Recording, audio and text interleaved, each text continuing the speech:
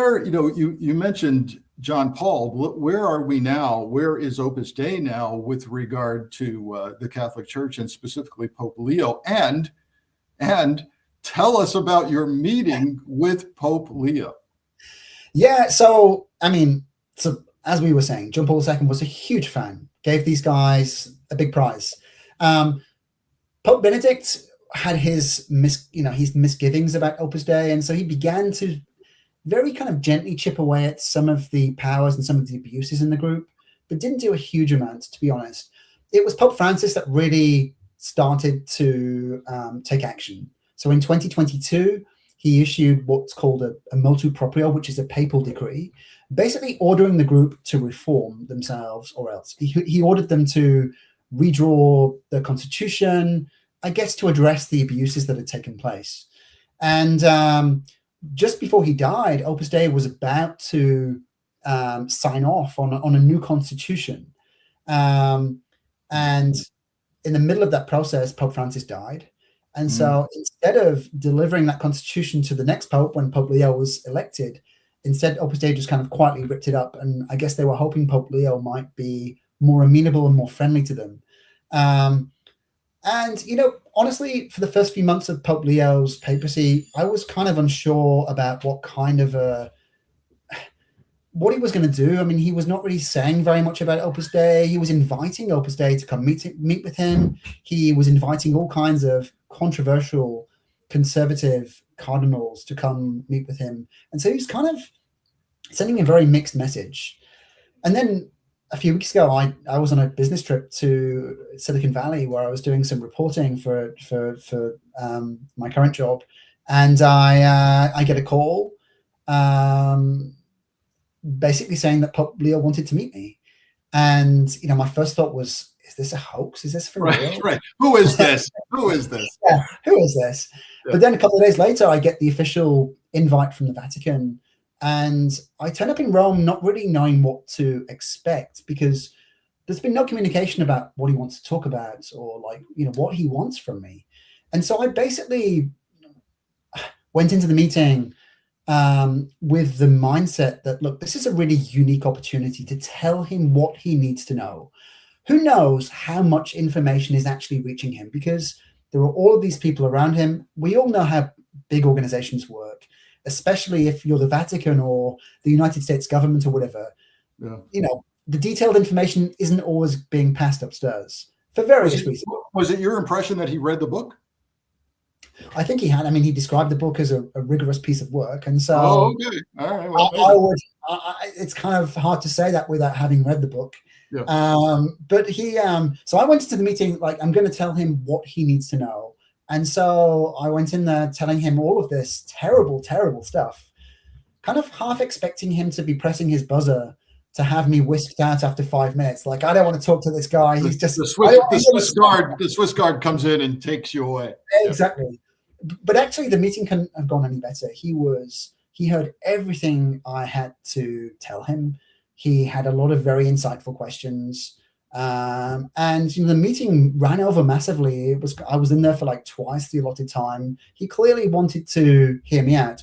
And also I think it's quite important to emphasize as well is I didn't know this going into the meeting. I mean, he could have very easily, if he wanted to know what I knew, just asked me to meet with one of his underlings, which would have not generated any publicity at all. He could have also asked me to come to meet him, but to keep the meeting quiet. He himself chose to publicize the meeting. So as soon as I walk into the room and he's there waiting to shake my hand, there are these photographers there taking our pictures, filming our initial kind of encounter. Wow, you're part of a little PR strategy, perhaps. Yes. He clearly wanted to send a message. I think to the victims, he wanted to send a message, I'm listening. I think to Opus Dei, he wanted to send a message, I'm on to you guys. And also to the wider church, I think he wants to send a message that this is not the church of old that wanted to brush, scandal under the carpet, that wanted to cover up abuse. We want to hear about this stuff. We want to do something about it. And, my parting words with him, I said to him, Your Holiness, would it be okay if I went out and talked about the meeting, if I wrote about the meeting afterwards? And he said, please do, please do. Oh, And wow. so, I think he very clearly wanted to send the message out.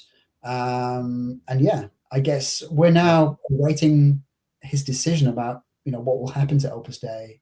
I certainly shared my views with him about what he should sure. do. I advised him to launch a full independent investigation to all allegations of abuse.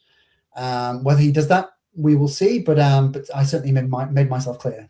Right. Wow, what a story. And also I just think you've cast in a much sharper light for us what's going on between the Trump administration and MAGA adherents writ large, and the Pope, perhaps. And with all of these people embedded in the MAGA movement and the administration, what do you make of now? Now I'm thinking of this kind of tension between the Pope and Trump and J.D. Vance, and the language that J.D. Vance saying something like, when it comes to theology, the Pope better be careful or something. What do you make of this, knowing what you know?